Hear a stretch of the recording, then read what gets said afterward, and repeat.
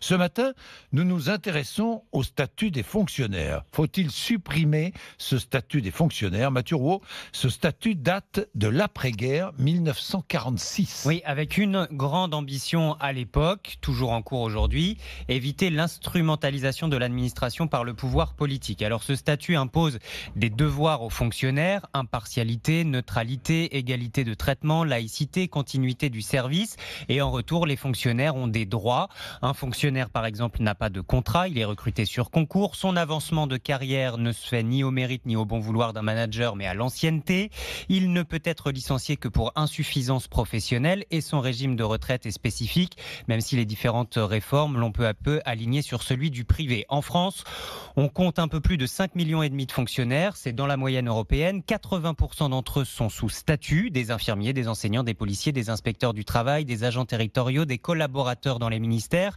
C'est beaucoup trop pour Bertrand Martineau de l'Institut Montaigne. Pour lui, le statut n'est pas à supprimer, mais à réformer en profondeur. Un nouveau statut devrait aller vers quelque chose qui ressemblerait davantage à un contrat de droit commun. Par exemple, c'est d'avoir des règles qui permettent d'augmenter la mobilité des agents publics, faire en sorte que jamais un agent public reste plus de 10 ans, 15 ans, 20 ans, parfois exactement sur le même poste.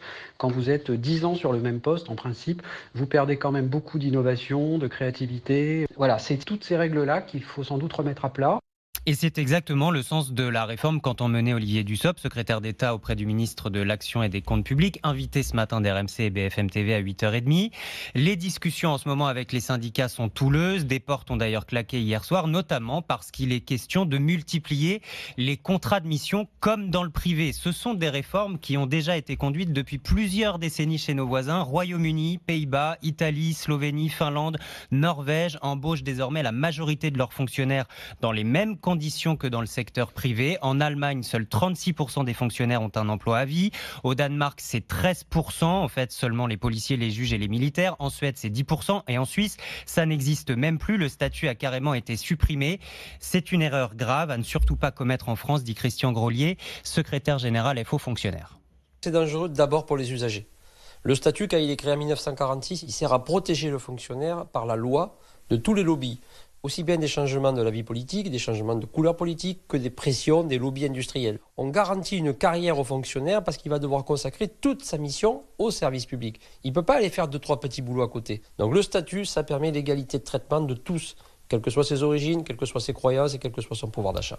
Et côté pouvoir d'achat aussi justement pour les fonctionnaires, moyenne de rémunération dans la fonction publique, moyenne 2 495 € net par mois.